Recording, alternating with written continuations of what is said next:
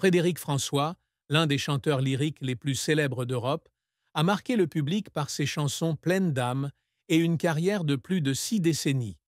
Né Francesco Baracato, le 3 juin 1950 à l'Ercara Fridi, en Sicile, il a grandi dans une famille ouvrière pauvre avant de devenir une icône musicale en Belgique et en France.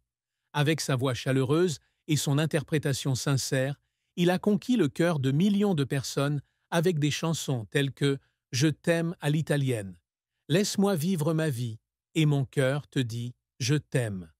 Sa vie est une histoire de passion, de persévérance et de profonde tristesse, des difficultés de son enfance aux défis de sa carrière et de sa vie personnelle.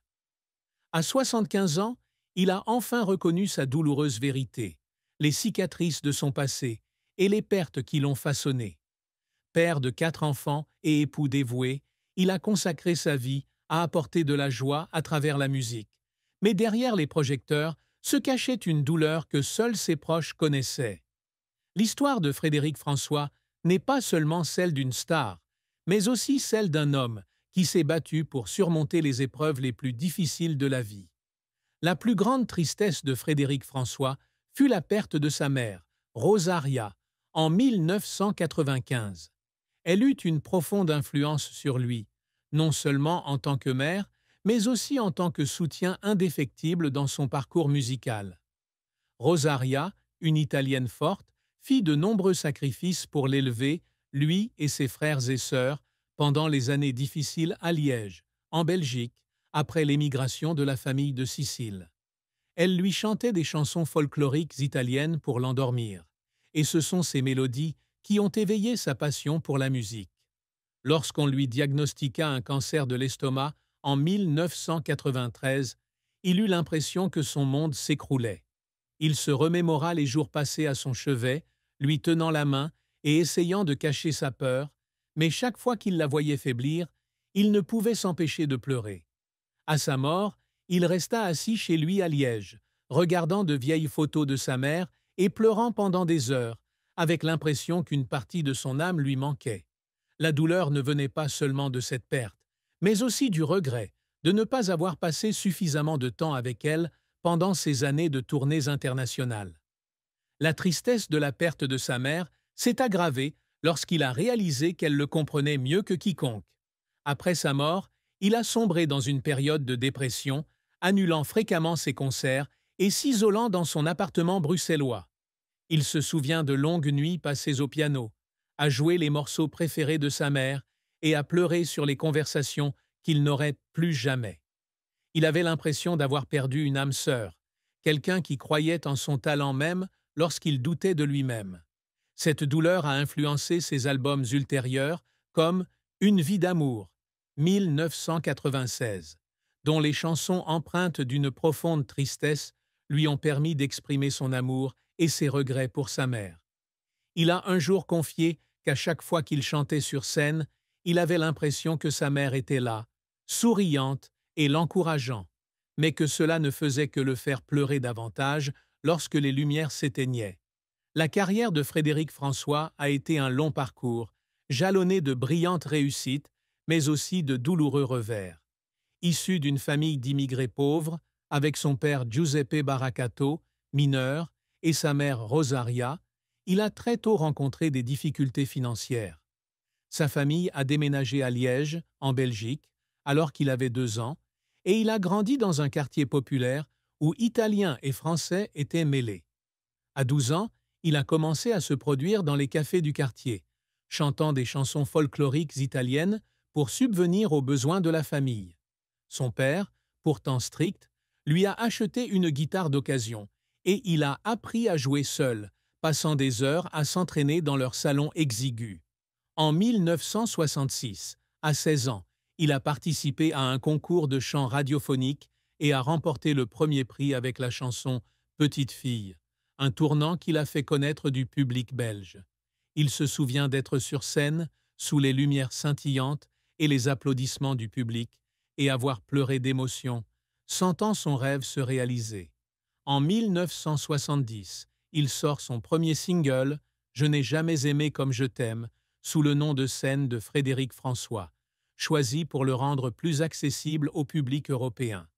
La chanson devient rapidement un succès, faisant de lui l'un des jeunes chanteurs les plus populaires en Belgique et en France. Dans les années 1970, il continue de connaître le succès avec des chansons telles que Laisse-moi vivre ma vie, Chicago et Je t'aime à l'italienne, des chansons au lyrisme et au style italien fort. Je t'aime à l'italienne, en particulier, sorti en 1983, devient un phénomène, se vendant à des millions d'exemplaires et le propulsant au sommet de sa carrière.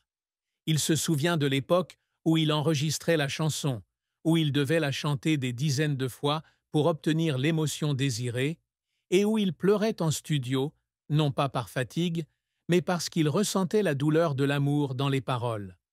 Ce succès fait de lui une star internationale, avec des tournées à Paris, Bruxelles, Montréal et même en Amérique latine. Cependant, sa carrière ne fut pas toujours de tout repos. L'album Amour toujours, sorti en 1990, fut un échec majeur, une tentative de conquête du marché anglophone. Il y investit massivement, collaborant avec des producteurs londoniens et adaptant son style à un public international. Mais l'album ne reçut pas l'accueil escompté. Il se souvient avoir été profondément bouleversé par les critiques négatives et avoir pleuré dans un hôtel londonien, se demandant s'il ne faisait pas fausse route. Cet échec le fit douter de lui-même et il se retira temporairement de ses projets internationaux pour se concentrer sur le marché francophone. Autre échec, sa participation à une émission de télé-réalité en 2005, espérant se faire connaître auprès de la jeune génération. L'émission fut critiquée pour son manque d'attrait. Il passa des mois à se préparer, mais les retours négatifs lui donnèrent le sentiment d'avoir commis une erreur. Il se souvient avoir revu l'émission et pleuré, se demandant s'il avait encore sa place dans l'industrie musicale. Sa carrière a été semée d'embûches, non seulement dans le chant, mais aussi dans l'expérimentation de nouvelles expériences. Il s'est impliqué dans la production musicale, collaborant avec de jeunes musiciens pour créer des albums comme Les romances de toujours, 2010, aux accents classiques italiens.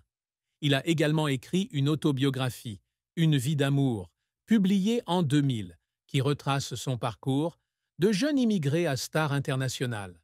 L'écriture de ce livre l'a forcé à affronter des souvenirs douloureux, comme la mort de sa mère et ses échecs professionnels, et il pleurait souvent en écrivant des chapitres sur ses années difficiles. Il s'est également essayé au métier d'acteur, apparaissant dans plusieurs séries télévisées belges, sans grand succès. À chaque échec, il se disait qu'il devait persévérer, car la musique lui permettait de créer un lien avec son public et de garder sa mère vivante dans leur cœur. La vie de Frédéric François a été jalonnée d'épreuves, de son enfance pauvre aux pressions de sa carrière et de sa vie personnelle. Enfant, il était souvent harcelé à l'école parce qu'il était fils d'immigrés italiens, et il se souvient d'être rentré chez lui en courant, les yeux rougis, avec le sentiment de ne pas être à sa place. Sa famille vivait dans un appartement exigu, et son père, mineur, était souvent absent, laissant sa mère élever seule ses 5 enfants. Dès l'âge de 10 ans, il dut travailler, livrant des journaux et faisant la plonge dans des restaurants pour subvenir aux besoins de la famille. À cette époque, il pleurait souvent en silence, non pas par fatigue, mais parce qu'il se sentait injustement privé d'une enfance insouciante comme ses amis. Tout au long de sa carrière, il a subi la pression du public et des médias, qui attendaient de lui qu'il maintienne son niveau de performance optimal.